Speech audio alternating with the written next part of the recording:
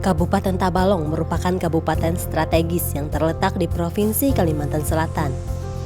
Berada di bagian utara Kalimantan Selatan, kabupaten ini menjadi pintu gerbang perlintasan jalur darat antar provinsi, yaitu Kalimantan Timur dan Kalimantan Tengah.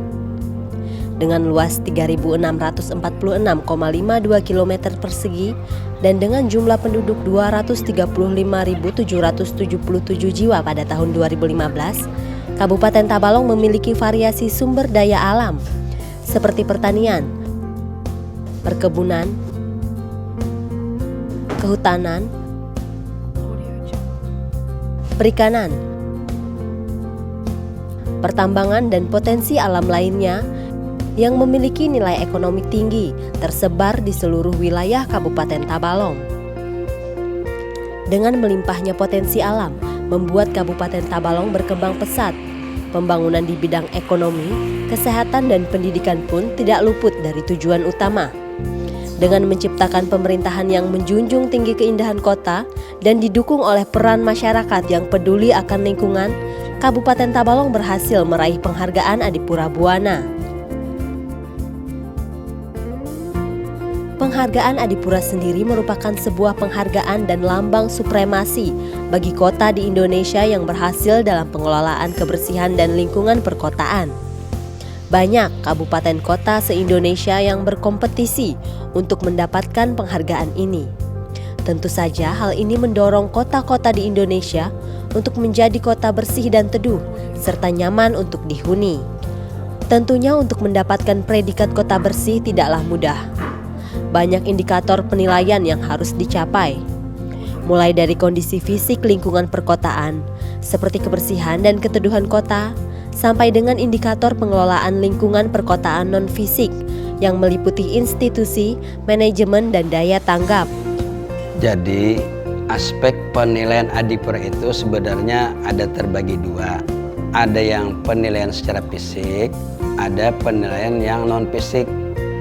Non-fisik itu antara lain berupa data-data menyangkut masalah sarana prasarana pendukung. Kemudian masalah data berapa jumlah bank sampah yang ada di Kabupaten Tabalong. Kemudian berapa TPS 3R yang ada di Kabupaten Tabalong. Kemudian berapa jumlah sampah per hari yang masuk ke TPA. Berapa jumlah yang masuk ke TPS, berapa jumlah sampah yang dikelola oleh bank-bank sampah, berapa sampah yang dikelola oleh TPS 3R. Kemudian setelah dikelola, berapa yang untuk komposter, berapa yang didaur ulang, kemudian berapa sisa yang masuk ke TPA. Yaitu data-data berupa non-teknis. Pengendalian fisik sendiri meliputi ruang terbuka hijau, pengendalian pencemaran air, udara, dan pencegahan pengendalian kebakaran hutan dan lahan, serta pengendalian pencegahan pengelolaan pertambangan. Indikator-indikator ini dinilai sesuai standar penilaian yang sudah ditetapkan oleh Kementerian Lingkungan Hidup.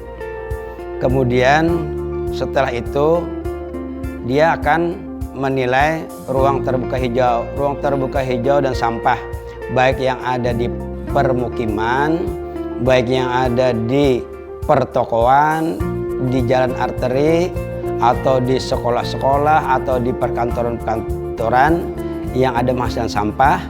Dan ruang terbuka hijau seperti yang mereka lihat, ada nggak pohon peneduh? Pohon peneduh itu hanya sekitar kantor atau sekolah tuh harus ada pohon peneduhnya. Kemudian ada nggak pot-pot bunga yang kira-kira bisa segar, sejuk, enak dipandang. Kemudian drainasenya bagaimana, bersih nggak, tempat sampahnya yang bagaimana. Kemudian apakah ada pengolahan sampahnya, komposternya, apakah sampahnya begitu saja atau sudah dimanfaatkan. Nah, di samping itu kalau jalan arteri itu dilihat juga kiri kanan jalan, pohon peneduhnya bagaimana, pohon yang di median jalan, kemudian pohon pot-pot bunga yang ditempati bunga di jalan bagaimana pengaturannya, kemudian bagaimana drainase yang ada di jalan, kebersihan di jalan, termasuk pertokoan yang ada di jalan. Hutan kota sendiri juga merupakan penilaian. Nah, di hutan kota itu mereka akan menilai pertama seberapa banyak pohon-pohon yang ada di sana. Ada pohon yang asli, artinya pohon dari hutan itu sendiri. Kemudian bermacam tanaman pohon yang ada di sana. Berapa jumlah yang ada sana. Nah, itu mempengaruhi jenis pohon. Kalau jenis pohonnya banyak, nah beda tuh nilainya. Nanti di depan pohon harus ditulis ini namanya pohon akasia, misalnya ini pohon ulin, ini pohon apa. Nah, ini benar-benar terpelihara atau enggak. Jadi hutan kota kita itu juga merupakan penilaian yang memberi kontribusi kepada penilaian Adipura. Selain ruang terbuka hijau, fasilitas umum juga tak luput dari penilaian Adipura, seperti bandara, terminal, dan pasar. Sarana umum lainnya seperti taman kota juga tidak ketinggalan. Nah, bandara itu kemarin mereka nilai, sekalipun sementara ini bandara kita kemarin sempat aktif, sekarang belum aktif lagi. Nah, ini juga dinilai, termasuk sarana umum seperti terminal, termasuk pasar. Pasar juga begitu. Sarana-sarana umum lainnya seperti taman-taman. Sementara kita ada taman seperti Taman Gia Tanjung. Kemudian taman yang ada di Pertamina itu 10K itu ya, yang ada binatang apa itu yang buatan itu. Kemudian ada taman yang Simpang 3 Bangun Sari. Nah, itu juga mereka melihat tanaman pelindungnya, tempat sampahnya, sarana dan prasarana pendukung lainnya. Nah, juga ini dinilai mereka. Sekolah-sekolah dan gedung pemerintahan juga tak luput menjadi titik pantau dari tim penilai Adipura. Kemudian sekolah-sekolah, sekolah SD, SMP, SMA yang kita sudah tentukan. Nah, ini mereka juga akan melihat ke sana. Bagaimana pohon penduduknya, bagaimana drainasinya, kebersihannya, pengelolaan sampahnya, komposternya ada enggak, bank sampahnya di sekolah-sekolah ada enggak. Nah, kemudian di kantor-kantor begitu juga. Kantor kemarin seperti kantor Bupati, kantor Bapeda kemarin yang sempat dilihat, kantor catatan sipil. Nah, artinya kantor-kantor, tempat umum, semua menjadi titik pantau oleh tim penilai, termasuk perairan terbuka.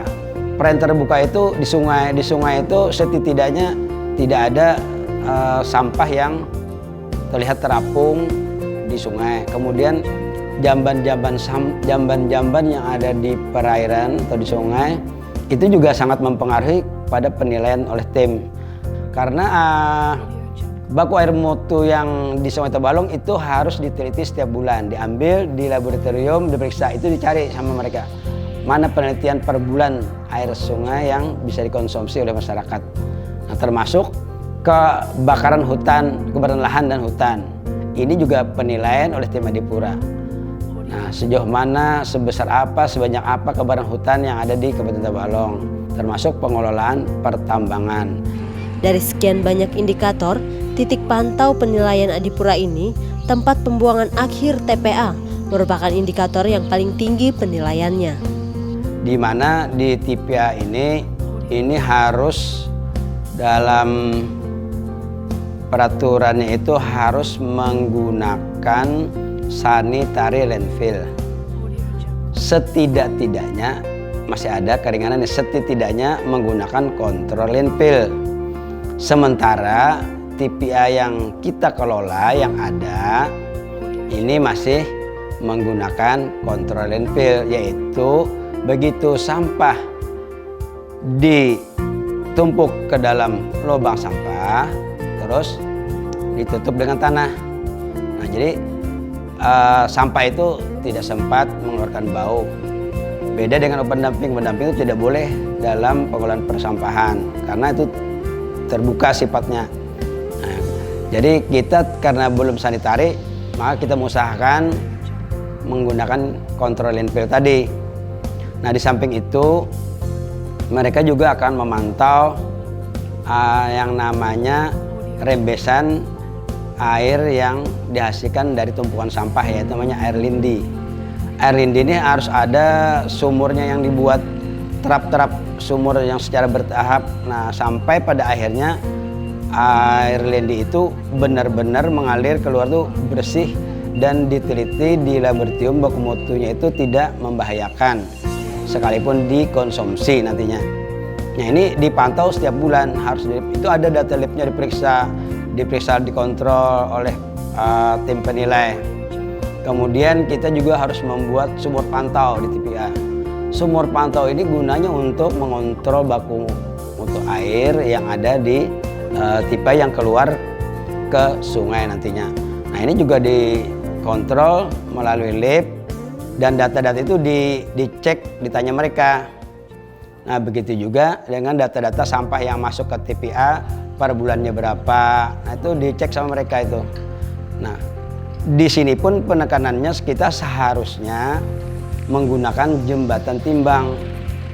Ya, karena TPA kita TPA lama, sementara kita masih menggunakan timbangan portable.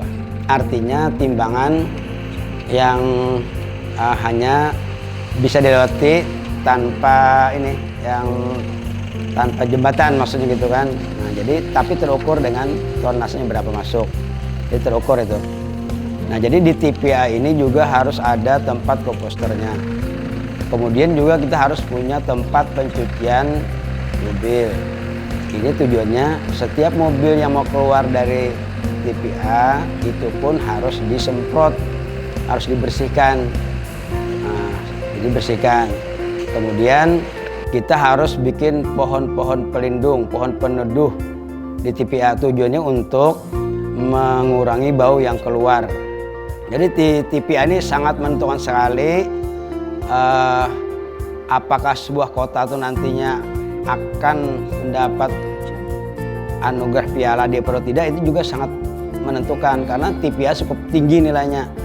Nah, jadi selain itu juga pemulung-pemulung yang ada di sana pun itu dinilai sejauh mana dia berkontribusi, sejauh mana dia mempersulit atau bagaimana, ini juga ditanyakan itu. Nah, kan di setiap TPA ada juga para pemulung yang mengais rezeki karena di sana ada yang bernilai ekonomis.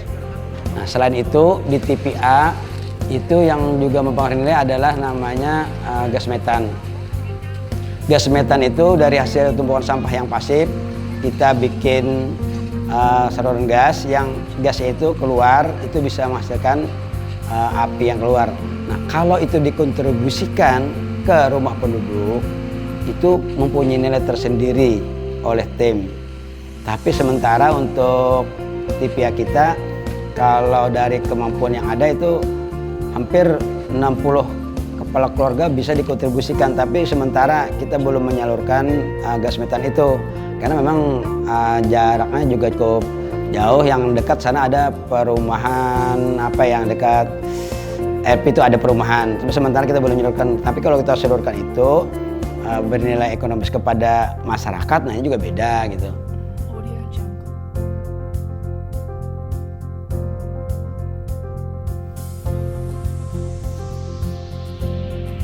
Dinas Tata Kota yang penting dia adalah TPA. Nah, TPA ini kita pertama kemarin mengusahakan untuk mendapat nilai itu. Pertama kita mencoba untuk bagaimana pengolahan sampah itu benar-benar tidak tercium atau tidak berbau lagi, sehingga kita menggunakan kontrol landfill pool. Artinya begitu sampah datang kita tutup, makanya kita menyediakan tumpukan tanah penghampar untuk ditimbun. Nah, kemudian kita juga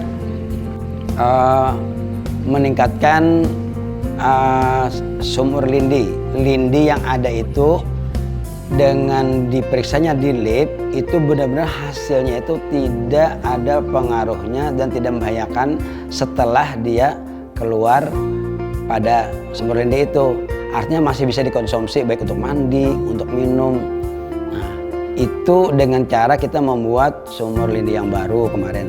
Kita membuat sumur lindi yang baru, upaya kita membuat sumur lindi yang baru, kemudian membuat saluran lendinya, kemudian menambah sumur pantaunya, kemudian menambah pohon-pohon pelindungnya yang supaya jangan sampai bau itu sampai keluar, karena pohon-pohon pelindung tujuannya untuk jangan sampai bau itu sempat keluar sekalipun di samping TPA ada pemukiman.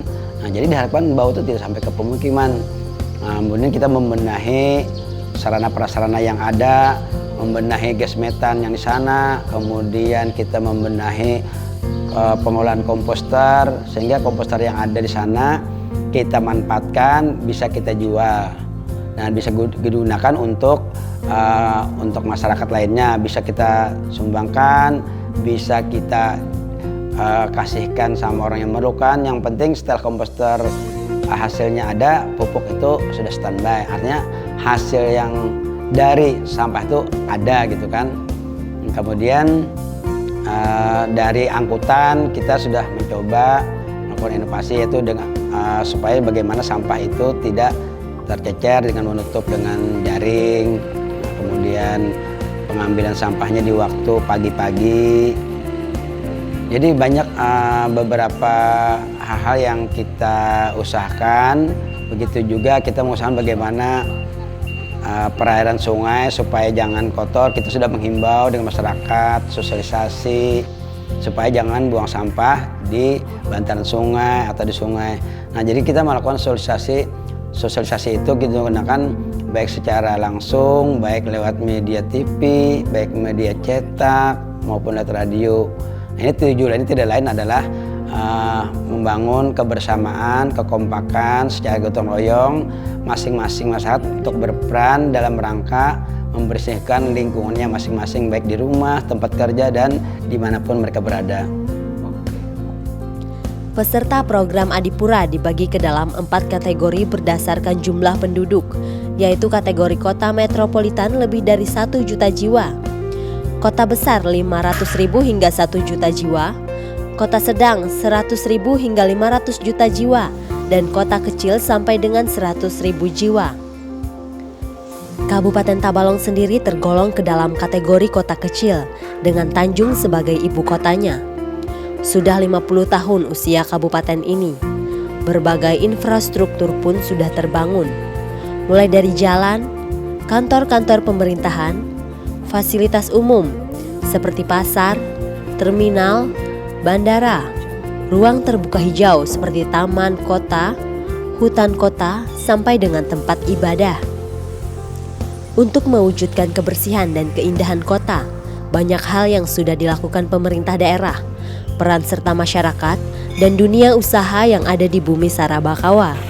Bentuk partisipasi masyarakat, pertama mereka bisa mentaati ikut tidak membuang sampah sembarangan, membuang sampah pada tempatnya, membuang sampah pada jam-jam yang telah ditentukan seperti dalam Perda kita yang nomor 14 tahun 2011, bahwa untuk sampah itu dibuang hanya dari jam 6 sore sampai jam pagi.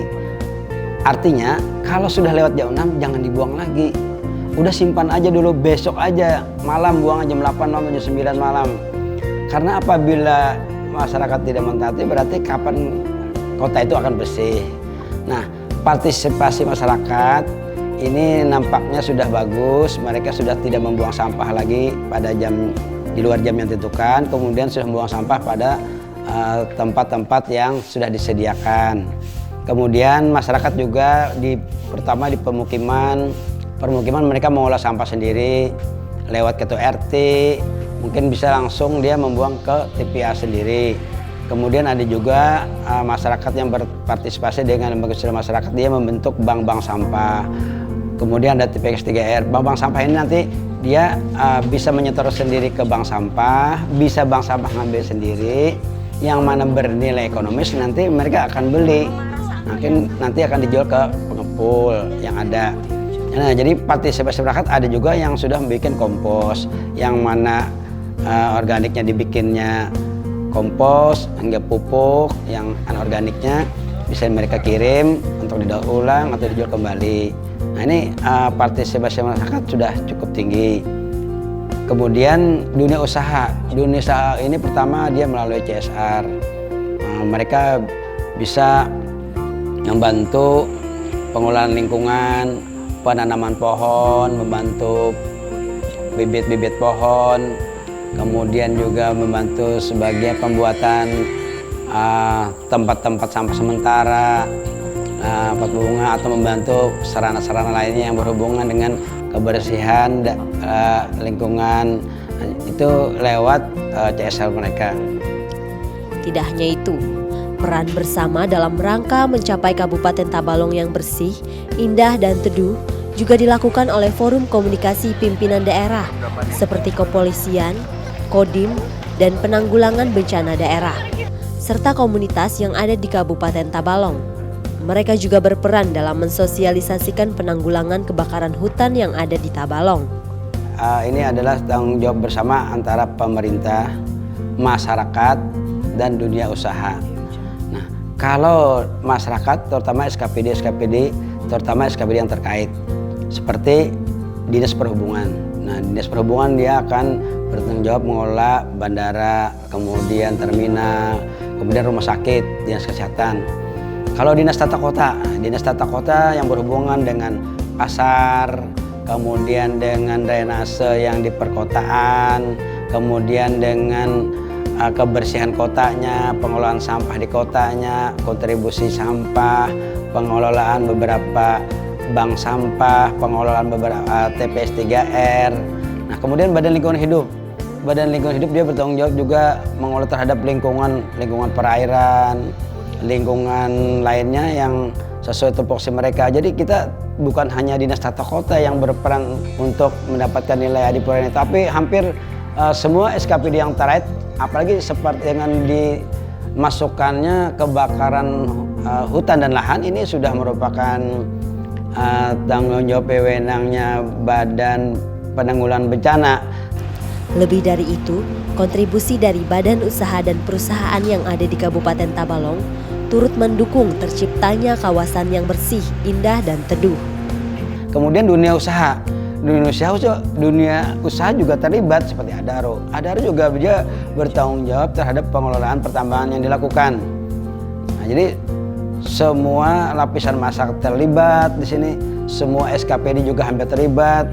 Sekalipun dia tidak terlibat langsung, tapi dia minimal membersihkan lingkungan kantornya masing-masing. Nah, jadi hampir semua dinas artinya ada tanggung jawab, mempunyai kewenangan untuk bagaimana mewujudkan Kota Tabalong yang bersih. Kedepannya, untuk mempertahankan predikat sebagai salah satu kota bersih yang ada di Indonesia, pemerintah Kabupaten Tabalong melalui Forum Komunikasi Pimpinan Daerah, dunia usaha, dan juga masyarakat bersama-sama mewujudkan kebersihan dan keindahan serta kelestarian lingkungan di bumi Sarabakawa ini. Jadi untuk ke depan, pertama supaya kita bisa mempertahankan adipura, pertama itu adalah komitmen kita semua, baik masyarakat, pemerintah, dunia usaha, untuk sama-sama bertekad untuk mempertahankan, niat mempertahankan dulu. Kemudian setelah mempertahankan, berkomitmen apa yang bisa kita lakukan untuk membersihkan kota. Satu, kita harus benar-benar sama-sama disiplin. Yang di lingkungan rumah tangga dia disiplin dengan sampahnya yang ada, tidak menambang pohon, menaruh di tepi jalan gitu saja. Nah, jadi kalau misalnya mau menebang pohon, bisa lapor dengan Dinas Tata Kota, bisa kontak, bisa langsung dibantu, atau misalnya bisa diangkutkan, tapi jangan ditumpuk di tepi jalan. Kemudian ke depan kita melakukan sosialisasi yang lebih banyak lagi, sehingga bagaimana sampah itu betul-betul masuk ke TPA itu nantinya tidak banyak. Nah, ini dengan cara mengembangkan bank-bank sampah. Bank-bank sampah ini lebih banyak, berarti dia lebih bernilai ekonomis karena masyarakat bisa memanfaatkan sampah-sampah yang ada sehingga bisa dijual, nanti bernilai ekonomis. Kemudian kita akan ke depan akan menambah TPS 3R. Nah, TPS 3R ini otomatis juga di sana dia bisa bisa melakukan daur ulang sampah, melakukan pembuatan komposter. Nah, lebih banyak TPS 3R juga maka mengurangi sampah yang masuk ke TPA. Ketiga, kita akan mengusahakan bagaimana TPA kita itu supaya sudah menggunakan sistem sanitary landfill. Karena kita sudah menyediakan tanah di daerah Seradang atau di Bongkang itu sekitar hektar. Nah, ininya nanti di tanah yang baru ini kita baru bisa bikin yang namanya sanitary landfill. Karena di tempat yang lama sanitary landfill ini tidak mungkin karena semua itu sudah penuh dengan sampah-sampah pasif. Nah, kalau sanitary landfill ini betul-betul di lahan yang baru. Nah, ke depan kalau TPA kita bisa sanitary landfill, kemudian semua lapisan masyarakat, baik pegawai, baik masyarakat, baik dunia usaha, semua bisa mengelola sampah dengan baik, mentaati semua aturan yang ada. Saya yakin insya Allah minimal tahun depan kita bisa mempertahankan, itu minimal. Kalau kita nilai lebih bagus lagi, kalau ada yang bisa menggabung dari sosial digabung dengan ekonomisnya ada, nah otomatis nanti bisa meningkat menjadi piala yang namanya kirana. Nah, kirana ini perpaduan antara nilai sosial dan nilai ekonomis dan lingkungan. Kuncinya komitmen bersama. Ada rasa mencintai Kabupaten Tabalong, rasa tanggung jawab bersama kebersihan ini adalah merasa tanggung jawab kita semua. Insya Allah tahun depan Adipura tidak akan pergi daripada Kabupaten Tabalong. Kerjasama yang baik antara pemerintah daerah, masyarakat dan perusahaan dalam mencapai Adipura sangatlah perlu dibina dan dijalin secara terus-menerus dan berkesinambungan. Program Adipura ini tidak hanya menjadi tanggung jawab pemerintah Kabupaten Tabalong saja, melainkan juga tanggung jawab kita bersama seluruh elemen masyarakat Bumi Sarabakawa. Tanjung Kota Adipura, mari kita pertahankan.